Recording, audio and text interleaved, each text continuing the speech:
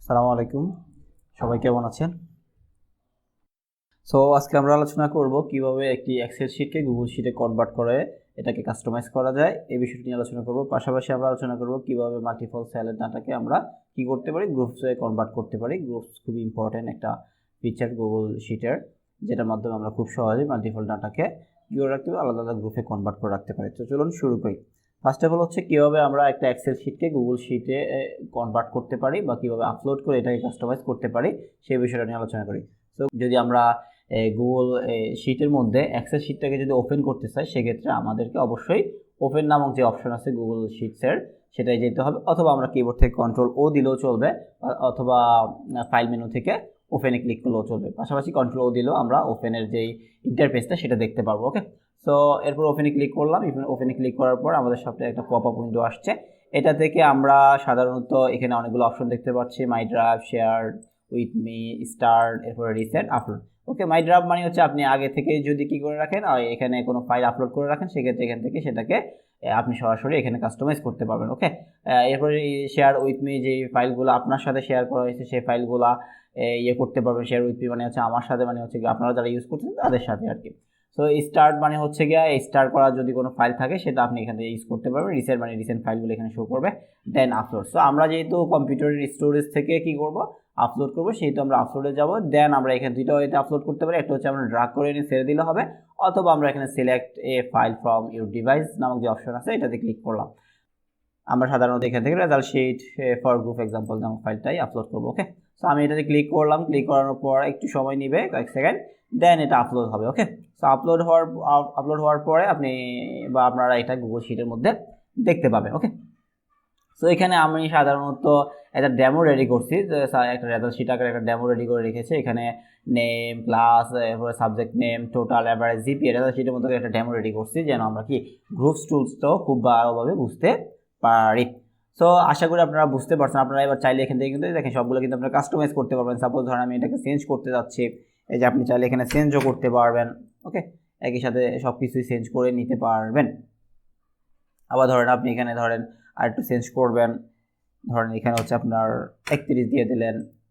এটা ফেল চলে আসে। এখানে একটা ফর্মুলা, একটা ফাংশন অ্যাড করা আছে। গত ক্লাসে আমরা দেখেছিলাম কিভাবে ডাটাগুলোকে টেবলে কনভার্ট করা যায়, পাশাপাশি কিভাবে অল্টারনেটিং কালার ইউজ করে এটার মধ্যে একটা কালার করা যায়, টেবিলের মতো করে একটা লুকস দেওয়া যায়, সেই বিষয়টা দেখেছিলাম। ওকে, সো একইভাবে আমরা এখানে অন্যান্য যে অপশনগুলো বা যে কাস্টমাইজেশনগুলো এগুলো আমরা খুব সহজে করে ফেলতে পারবো। আশা করছি আপনারা বিষয়টা বুঝতে পারছেন, কীভাবে গুগল শিটের মধ্যে এক্সেল শিট ওপেন করতে হয় সে বিষয়টা আশা করি বুঝতে পারছেন।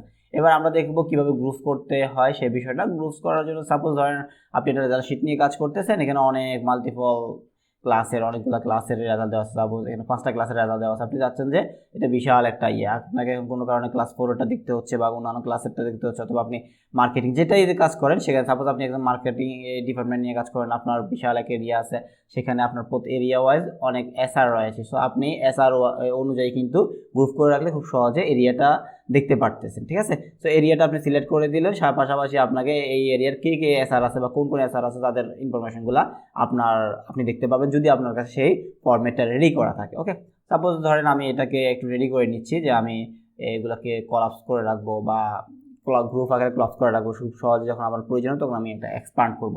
তো সেই জন্য আমরা কি করতে পারি, সাধারণত এখান থেকে আমরা ডাটাটাকে সিলেক্ট করব, যেটা যেটা গ্রুপ করব সেটাকে সিলেক্ট করব। আমরা সিলেক্ট করে নেওয়ার পর যাব কোথায়, এডিট না, ভিউতে যাব। ভিউ থেকে আমরা গ্রুপ থেকে গ্রুপে ক্লিক করব। ওকে, তো গ্রুপে ক্লিক করার পর আমাদের এখানে একটা ওয়ার্নিং দিচ্ছে আপনি কিভাবে গ্রুপ করবেন, আপনি কলাম ওয়াইজ গ্রুপ করবেন নাকি রো ওয়াইজ গ্রুপ করবেন।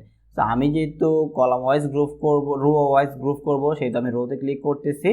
আর আপনারা যদি কলাম ওয়াইজ করতে চান সেহেতু আপনারা কলামে ক্লিক করবেন। ওকে, তো আমি আবার এই যে এটাকে আবার আলাদা একটা গ্রুপে কনভার্ট করতে যাচ্ছি, সেই জন্য এটা ক্লিক করলাম, ভিউতে গেলাম, দেন গ্রুপ থেকে এটাকে গ্রুপে ক্লিক করলাম। ওকে, একইভাবে এটাকে আমি কি রোতে করবো, এই জন্য রোতে ক্লিক করলাম। সেমভাবে আমি এগুলো সিলেক্ট করতেছি। করার পর এখান থেকে ভিউ থেকে আমরা কোথায় যাব, গ্রুপ থেকে গ্রুপে ক্লিক করব। দেন আমরা যদি রো আকারে করতে চাই রোতে ক্লিক করবো, আর কলাম আকারে গ্রুপ করতে চাইলে কলামে ক্লিক করবো। যেহেতু আমি রো আকারে করতে চাচ্ছি সেহেতু আমি রোতে ক্লিক করলাম।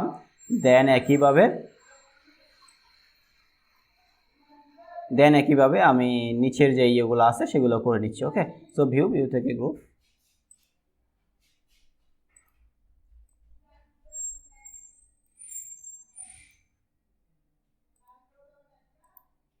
ওকে, তো দেখেন এগুলো সবগুলো এখন বর্তমানে এক্সপান্ড করা আছে। আমরা এটাকে ক্লোজ করে নিচ্ছি এন্ড ধরেন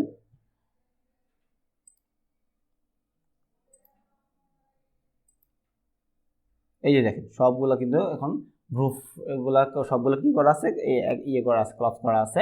এখন আপনি চাইলে এক্সপান্ড করে করে দেখতে পারেন। সাপোজ ধরেন আমি চাচ্ছি যে এই গ্রুপের ডাটাগুলো দেখতে খুব সহজে দেখতে পাচ্ছেন। এরপরে আপনি চাইলে অবশ্যই এখানে আমরা বুঝতে পারতেছি না যে কোনটা কোন শিটের ইয়ে। আমি কিন্তু মাঝখানে একটা একটা সেল খালি রাখছি, আপনারা খেয়াল করছেন যে এই যে দেখেন আমি কিন্তু মাঝখানে একটা একটা রো খালি করে রেখেছিলাম। ওকে, এখানে জাস্ট রোটা খালি করে রেখেছিলাম কি জন্য, কারণ এখানে লিখবো যে ক্লাস বার, ক্লাস নেম ইত্যাদি ইত্যাদি এগুলো লেখার জন্য আমি এগুলো কিন্তু খালি করে রাখছিলাম। সো এখানে লেখা থাকলে আমরা কিন্তু খুব সহজে বুঝতে পারবো যে এখানে আসলে কোন ক্লাসেরটা দেখাচ্ছে। এখানে ক্লাস 2, ক্লাস 3 এভাবে কিন্তু আমি লিখে আপনারা লিখে রাখতে পারেন। ওকে, তো এইভাবে আমি কিন্তু খালি রাখছিলাম এখানে লিখে দেওয়ার জন্য। সাপোজ আমি চাচ্ছি যে এটা হচ্ছে কোন ক্লাসের ডাটা, সাপোজ এটা হচ্ছে ক্লাস 2। ওকে, আমি এখানে লিখে দিচ্ছি ক্লাস 2, ক্লাস T2। ওকে, আমি এটাকে কি করে দিই, এটাকে আমি মার্ক করে দিই। ওকে, দেন এটা ডাটাটাকে সেন্টার নিয়ে যাই। ওকে, এন্ড এটাকে আমি সেন্টার দিয়ে যাওয়ার পর এটাকে মিডল করে দিই, দেন বোল্ড করে দিই, এরপরে হচ্ছে সাইজটা একটু বাড়াই দিই।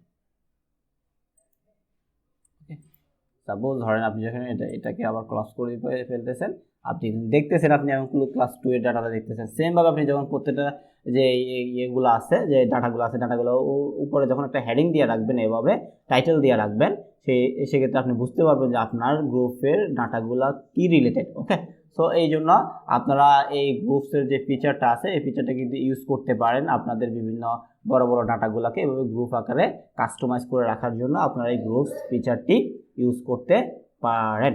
তো আশা করি বুঝতে পারছেন আপনারা। আজকে মূলত আমরা আলোচনা করছি গুগল শিটের মধ্যে কিভাবে এক্সেল শিট ওপেন করা যায়, এরপরে কাস্টমাইজ কিভাবে করা যায় এই বিষয়টা নিয়ে আলোচনা করছি। একইভাবে আমরা কিভাবে গ্রুপ যে ফিচারটা আছে বা টুলসটা আছে গুগল শিটের, এইটা কিভাবে ইউজ করতে হয় বা কিভাবে ইউজ করে সেই বিষয়টা নিয়ে আলোচনা করছি, এটার উপকারিতা নিয়ে আলোচনা করেছি। ওকে, তো আশা করি বুঝতে পারছেন।